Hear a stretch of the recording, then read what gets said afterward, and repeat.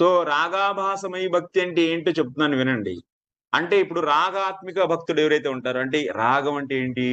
భావం, భావం ఇంక ముదిరిపోతే భావం రాగం అయిపోతుంది అదే. రతి, రాగాభాసమని రత్యాభాసం అని కూడా అంటారు. సో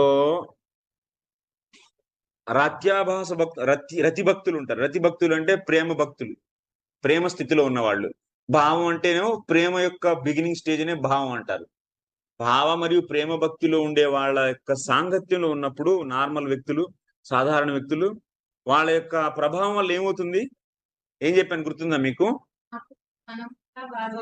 వాళ్ళలాగా మనం కూడా బిహేవ్ చేస్తాం. ఎందుకంటే వాళ్ళ హృదయంలో ఉన్నటువంటి భక్తి ఏమవుతుంది?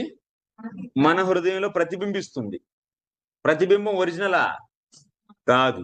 ఇప్పుడు మామిడికాయ చెట్టు ఒడ్డునుంది. అది ప్రతిబింబిస్తుంది నీళ్ళల్లో.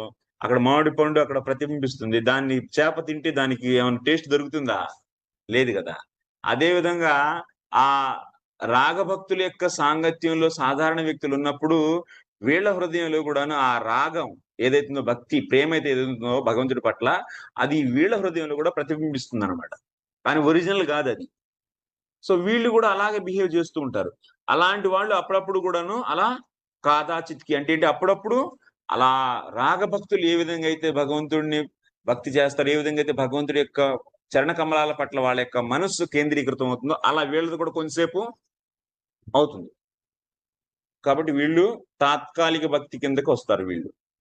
రెండో రెండో వాళ్ళు ఎవరు?